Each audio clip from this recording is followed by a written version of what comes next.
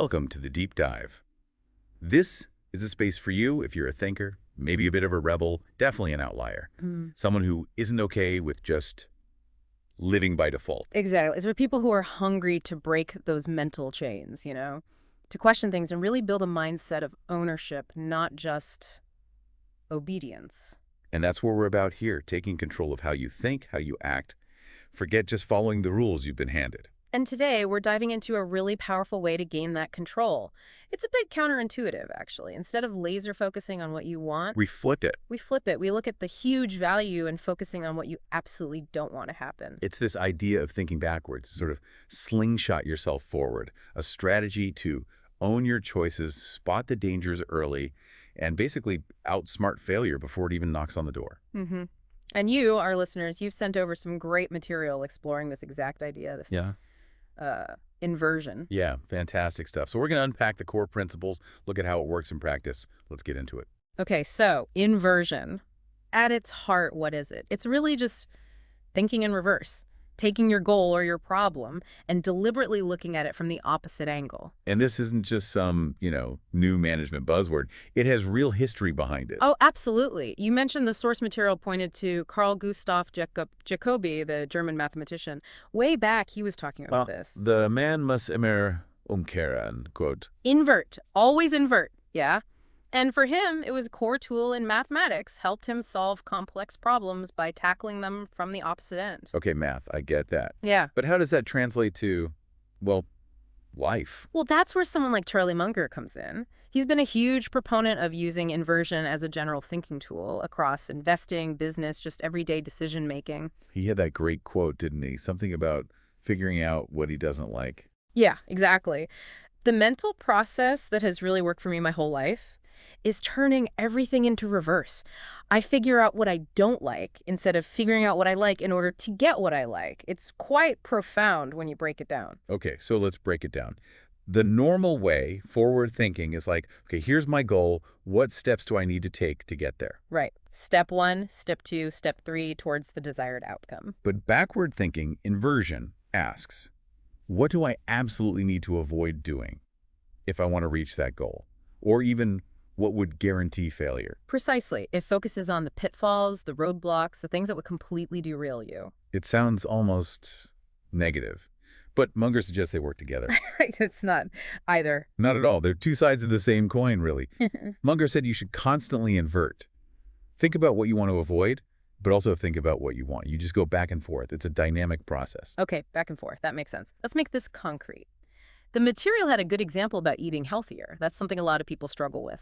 Yeah, very relatable. So the forward-thinking approach is, what healthy foods should I eat? Which sounds reasonable, but But it gets complicated fast. Is this really healthy? What about that study? It can be overwhelming.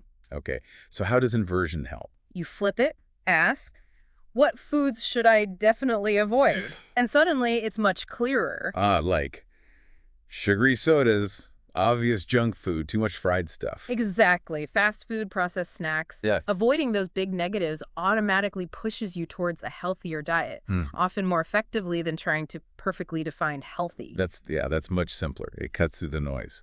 It reminds me of that Munger example about helping India. That was quite stark. It really makes you think, doesn't it? Instead of the huge, vague question, how do we help India? Which is, where do you even start? Right.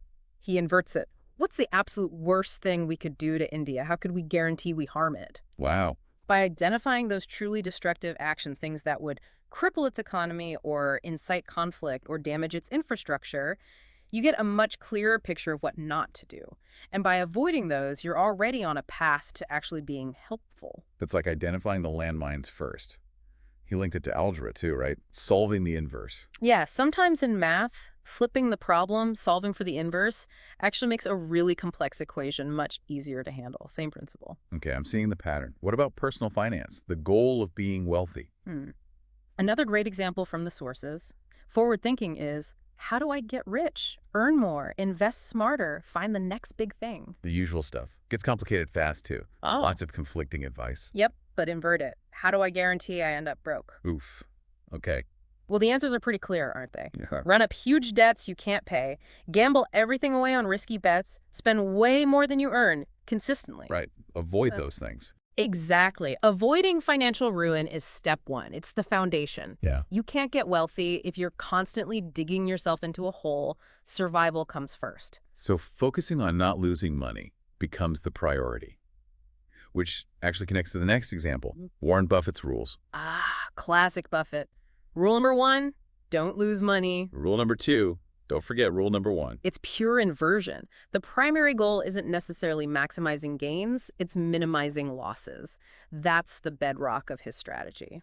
And it clearly works. Now, Munger also had that experience back in the day as a weather forecaster. That was fascinating. Yeah, during World War II in the Army Air Corps, his job was to brief pilots on the weather for their missions. High stakes. Extremely high stakes. So he didn't just ask, what's the forecast? He inverted it. He asked himself, how could I potentially kill these pilots with my forecast? That's intense. It is. But it focused his mind intensely on the absolute biggest dangers.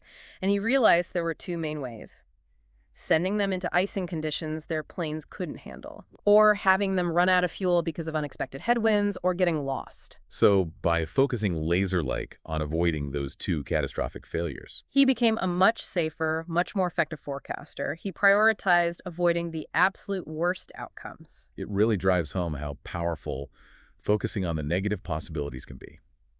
Okay, let's shift gears slightly. Munger's Coca-Cola thought experiment. How would you destroy Coke? Huh. Yeah, it's a brilliant exercise in inversion. He asks, okay, Coke is this massive success story. How could we completely wreck it? And what did he come up with? Things like deliberately creating an unpleasant aftertaste, messing with or losing the power of that iconic brand and trademark, Yeah, that trademark is everything, or making huge, sudden changes to the core flavor that alienate loyal customers. which sounds a bit like the new Coke fiasco, doesn't it? Exactly. It connects back to real-world events. By thinking about how to destroy it, you identify the absolute pillars of its success: the taste, the brand, the consistency.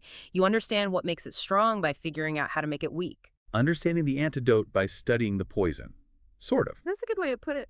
And this isn't just about avoiding failure. It can actually spur innovation or better decisions, right? Like Mark Andreessen's Red Team. Yeah, that's a fantastic practical application in the investment world. He sets up a specific team, the Red Team, whose only job is to tear apart an investment idea. So they're paid to be the naysayers. Pretty much. Their goal is to find every flaw, every weakness, every reason why this great idea will actually fail miserably. They embody inversion. And if the idea survives that kind of focused attack, Then you can have much more confidence in its robustness. It's stress testing through inversion, a great way to fight confirmation bias. and speaking of fighting bias and anticipating problems, that leads nicely to the pre-mortem idea. Ah, yes, from Daniel Kahneman and Gary Klein. Love this one. So instead of a post-mortem after something fails, You do a pre-mortem before you even start. You gather the team and say, okay, fast forward 6 months, this project was a complete disaster. Tell me the story of how it failed. whoa, so you imagine failure from the outset. Exactly. And everyone brainstorms all the potential reasons: miscommunication, resource shortages, technical glitches, market changes, whatever. It surfaces potential problems before they happen. That seems incredibly useful. Proactive problem identification. Okay, so inversion is clearly powerful, but the source materials also mentioned it's, well, difficult. It doesn't always come naturally. Why is that? There are definitely some psychological hurdles. Munger talks about inconsistency avoidance tendency. Basically, we humans really don't like changing our minds. We like to stick with our first idea. We do. We get attached. So, actively looking for reasons why our cherished idea might be wrong or might fail.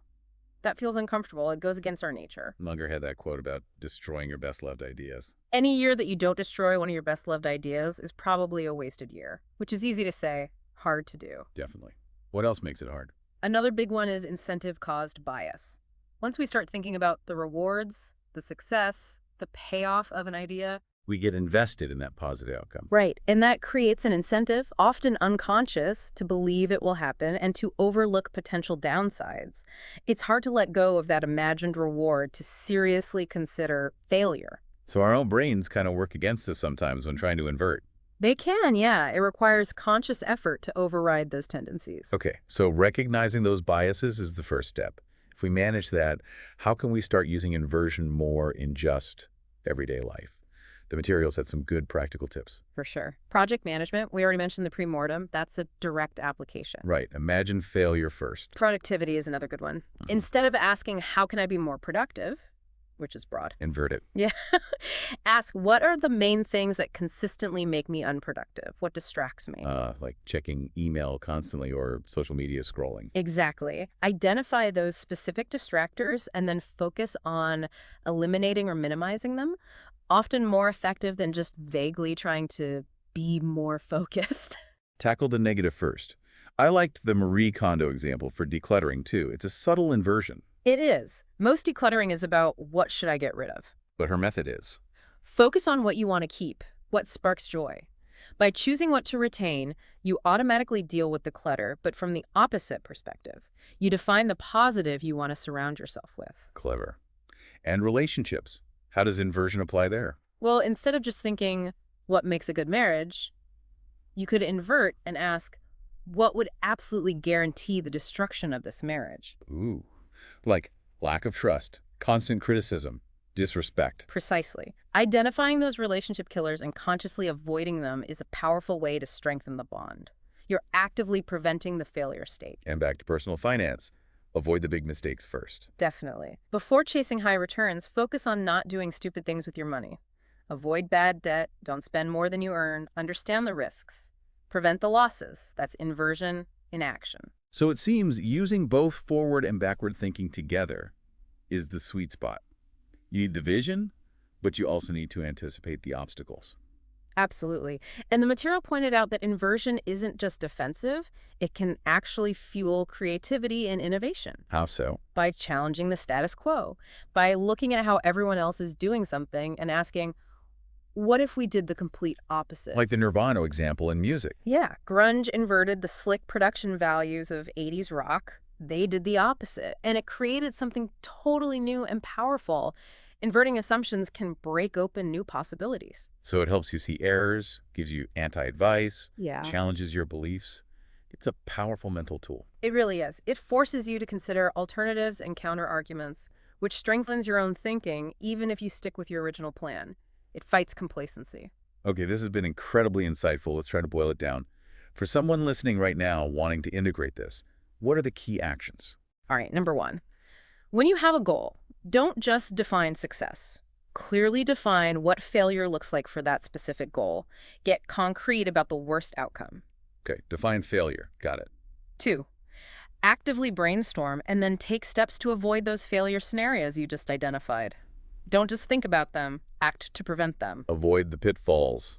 Makes sense. 3, when you're making a decision between options, don't just list the pros. Consciously list and weigh the potential cons or downsides of each choice. Give them real weight. Compare the negatives. 4, Yeah. for anything important, a big project, a major life decision, seriously consider doing a pre-mortem. Imagine it failed and figure out why. Use the pre-mortem technique. Yeah. Good one. And finally, number 5, just practice it like any skill. Consciously try inverting problems you face, big or small. Ask what's the opposite. Make it a regular mental habit. Practice, practice, practice. Excellent. Those are really actionable takeaways. It's about building that mental muscle. It really seems like inversion, this idea of focusing on what to avoid, isn't pessimistic. It's actually a very strategic, very proactive way to clear the path towards what you actually want. That's the essence of it. You gain a new perspective, you spot dangers you might have missed, and you end up making smarter, more resilient choices. So a final thought for everyone listening. Think about one significant thing you're striving for right now. What is the absolute rock bottom worst way you could possibly fail at it? Really visualize that failure. Because truly understanding that might be the most important first step you take towards actually succeeding. Well said. Thank you for joining us on this deep dive into inversion. Keep exploring these mental models, keep questioning, keep thinking unconventionally. That's how you gain clarity and control and build a life truly lived on your own terms.